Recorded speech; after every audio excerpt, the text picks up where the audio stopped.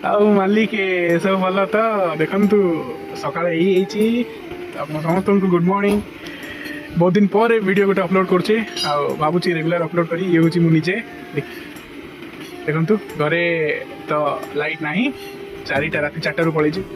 ବହୁତ ମଶା ଖାଉଛି, ଲାଇଟ୍ର ବହୁତ ପ୍ରୋବ୍ଲେମ୍। ଇଏ ହେଉଛି ଆମର ବାରଣ୍ଡା ଦେଖନ୍ତୁ, ଆଉ ଇଏ ହେଉଛି ଆମର ବାହାରର ଭ୍ୟୁ, ଆଉ ଇଏ ହେଉଛି ଆମର ଡାଲାଟା ଯେଉଁଥିରେ କି ମୁଁ ଛୋଟିଆ ବିଜନେସ୍ ଷ୍ଟାର୍ଟ କରୁଛି, ମଞ୍ଚୁରିଆନ୍ର ବେପାର।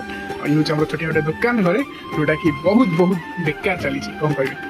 ତ ଇଏ ଚାଲ ବେଗ୍ ନେଇକି ଯିବା, ପତ୍ରକୋବି ନେଇକି ଆସିବା, ତାପରେ ମଞ୍ଚୁରିଆନ୍ର ପ୍ରୋସେସିଂ ଷ୍ଟାର୍ଟ କରିବା।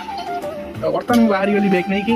ଆଉ ଦେଖିପାରୁଥିବେ ମୋର ହାୟାବୁସାଟା ଏଠି ଥୁଆ ହେଇଛି। ବେଗ୍ଟା ଲଗେଇବା, ଆଉ ତାପରେ ଚାବିଟା ଲଗେଇକିନା ହାୟାବୁସାଟା ଷ୍ଟାର୍ଟ କରିକି ତାପରେ ବାହାରି ଯିବା ପତ୍ରକୋବି ନେଇକି ଆସିବା। ଇଏ ହେଉଛି ଆମର ଗୋଟେ ଛୋଟିଆ ଗାଁ, ଛୋଟ ମୋର ଗାଁଟି, ବହୁତ ସୁନ୍ଦର। ଆଉ ଦେଖିପାରୁଥିବେ ଆମର ଗାଁ, ଯେଉଁଟାକି ଭଞ୍ଜନଗର ବେଲଗୁଣ୍ଠା ମଝିରେ ଅବସ୍ଥିତ ଧୁମୁଛାଇ। ଯିଏ ଜାଣିଥିବେ ଆସିଥିବେ ଆମ ଗାଁକୁ ଦେଖିଥିବେ। ତ ବର୍ତ୍ତମାନ ମୁଁ ବାହାରିଗଲି, ଆଉ ବହୁତ ପବନ ଦେଉଛି, ବହୁତ ବଢ଼ିଆ ଲାଗୁଛି। ଘରେ ବହୁତ ଗରମ, ମାନେ ଏମିତି ନାମ ନେଲି ପୁରା ଫୁଲ୍। କ'ଣ କହିବି, ଦେଖନ୍ତୁ ଇଏ ହେଲା ପତ୍ରକୋବି ନେଇକି ଆସିଲି ଏଠି। ଆଉ ଏଇ ମାର୍କେଟ ଆସିଥିଲି, ପତ୍ରକୋବି ନେଇଗଲି, ବାସ୍ ବେଗ୍ରେ ଲଗେଇଦେଲି। ଆଉ ବର୍ତ୍ତମାନ ବାହାରେ ଯିବା ଘର ଅଭିମୁଖେ, ଷ୍ଟାର୍ଟ କରିବା ଗାଡ଼ି, ଯିବା ଚାଲ।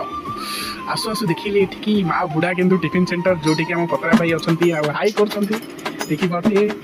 ଆଉ ତାଙ୍କର ଖିଲଖିଲା ମୁହଁଟା ଦେଖିକି ମୋତେ ବହୁତ ଖୁସି ଲାଗିଲା। ଦେଖନ୍ତୁ ଏଠି ମୋର ଷ୍ଟଲ୍ ଲାଗୁଛି ଏଇ ଲୋକେସନ୍ରେ, ଏଇଟା ଭଞ୍ଜନଗରରେ ଅଛି। ଓକେ, ମା ବୁଢ଼ା କିନ୍ତୁ ଟିଫିନ୍ ସେଣ୍ଟର ପୁରା ଅପୋଜିଟ୍ରେ ଅଛି ତାର। ଆସିବେ ଆପଣ ସମସ୍ତେ, ଯେଉଁମାନେ କି ଭଞ୍ଜନଗର ଲୋକେସନ୍ରେ ଅଛନ୍ତି ବା ତା ପାଖାପାଖି ଲୋକେସନ୍ରେ ଅଛନ୍ତି, ଆସିକି ଭିଜିଟ୍ କରିପାରିବେ। ଆଉ ମଞ୍ଚୁରିଆନ୍ ଟ୍ରାଏ କରିପାରିବେ, କେମିତି ଲାଗିଲା ସିଓର୍ କହିବେ ମୋତେ। ଆଉ ଇଏ ହେଉଛି ଆମ ଗାଁ ନାହିଁ ତ, ଭଞ୍ଜନଗର ବେଲଗୁଣ୍ଠାର ରୋଡ଼, ଯେଉଁଟାକି ବର୍ତ୍ତମାନ ବନା ଚାଲିଛି। ରୋଡ଼ଟା ଟିକେ ଚଉଡ଼ା କରାହେଉଛି। ଆଉ ଦେଖିପାରୁଥିବେ କୋଉଠି ହେଇଛି, କୋଉଠି ହେଇନି। ବାସ୍ ବର୍ତ୍ତମାନ ଘରକୁ ମୁଁ ଆସିଲି। ଘରକୁ ଆସିଲା ପରେ ଲାଇନ୍ ବି ଆସିଲା ହାରି, ଲାଇନ୍ ଆସିଲା ପରେ ବାସ୍ ମୁଁ ବସିଥିଲି, ଟିକେ ରେଷ୍ଟ କରୁଛି କି ନାହିଁ। ଇଏ ଆସିଲେ ହାରି, ଇଏ ହେଉଛି ମୋର ମାମୁଁ ପୁଅ, ଆଉ ଇଏ ଯେଉଁ ତଳେ ବସି ହେଉଛି ମୋ ମାଉସୀ ପୁଅ। ବାସ୍ ଏ ଯେଉଁମାନେ ଆସୁଛନ୍ତି, ଚଲେଇଛନ୍ତି ଗୋଟେ ମସ୍ତି ଚଲେଇଛନ୍ତି। ଏଇଟା ଗୋଟେ ମୋର ଗାଡ଼ି ଥିଲା, ଯେଉଁଟାକି ଟୟଟା ଥିଲା, ଯେଉଁଟାକି ବର୍ତ୍ତମାନ ବହୁତ ଖରାପ ହେଇଯାଇଛି। ସେଟାକୁ ନେଇକି ସେ 2 ଜଣ ଚଲେଇଛନ୍ତି ଗୋଟେ।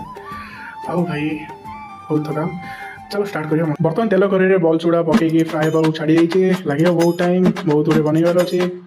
ତ ପୁଣି ଦେଖା ହବ ନେକ୍ସଟ ବ୍ଲଗ୍ରେ। ରହୁଛି ଏଇ ବ୍ଲଗ୍ରେ ଏତିକି ହିଁ, ବାସ୍ ଦେଖା ହବ ନେକ୍ସଟ ବ୍ଲଗ୍ରେ। ବାଏ ବାଏ, ଜୟ ଜଗନ୍ନାଥ। ଆଉ ଦେଖୁଥିବେ ମୋ ବସ୍ ତ ଖାଇ ଚାଲିଛି। ଆଉ ଏଠି ଫ୍ୟାନ୍ ଲଗେଇ ଦେଇଛି, ଗୋଟେ ଛୋଟିଆ ଫ୍ୟାନ୍, ପବନ କ'ଣ ଦେବ, ଏମିତି ଗରମ କହିବି।